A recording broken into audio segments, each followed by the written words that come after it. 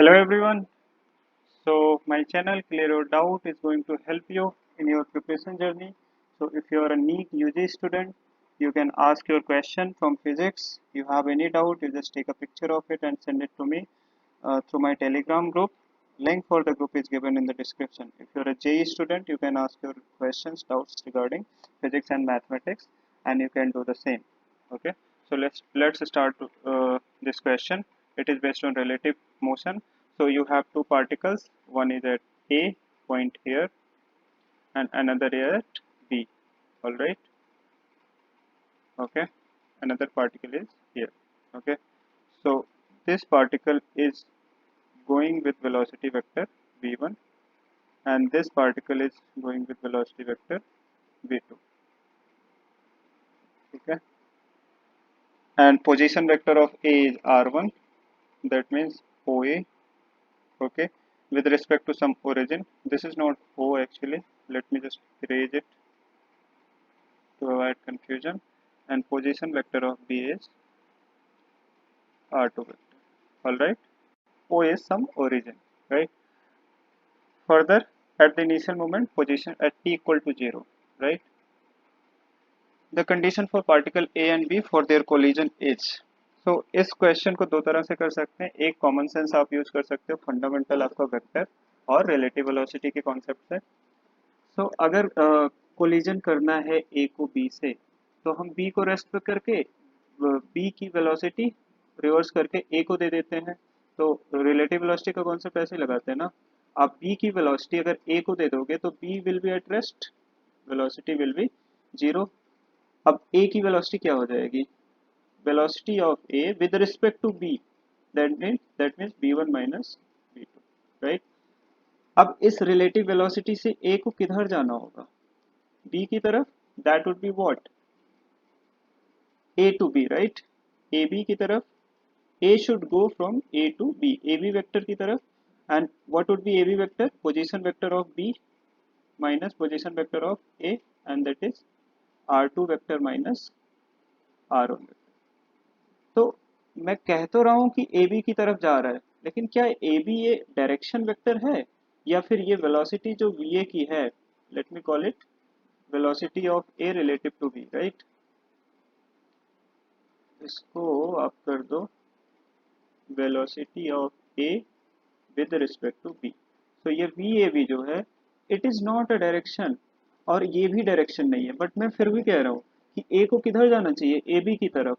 किस वेलोसिटी से? With what velocity? v1 minus v2, right.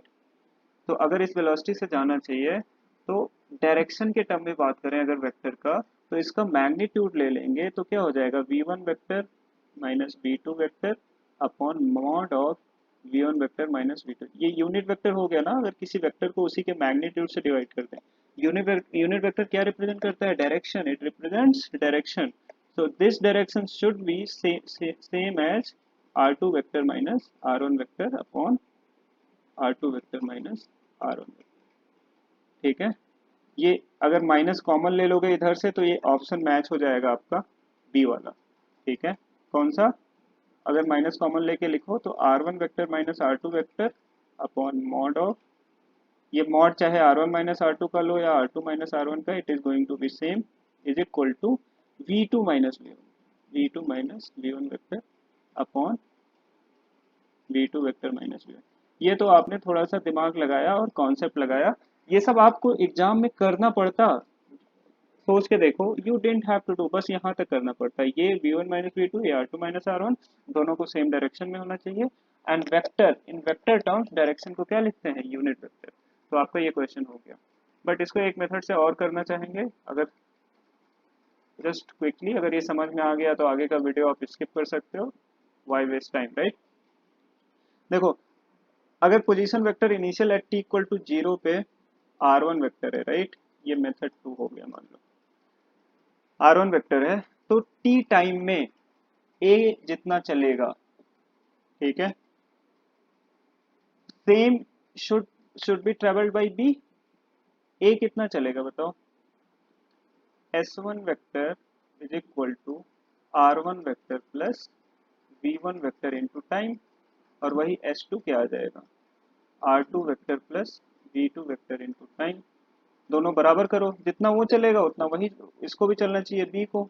तो आप r1 plus v1 into T, but मेरा मेथड वो पिछला वाला मेथड ज़्यादा बेटर है, I like that one, plus v2 vector.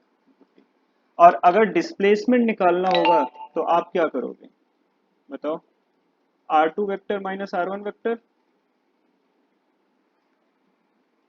का magnitude, this is the displacement right, और ये क्या हो जाएगा, time travelled into velocity magnitude, और वेलोसिटी मैग्नीट्यूड क्या हो जाएगा, v2 vector minus v1 vector का मॉड, राइट, यही तो होगा।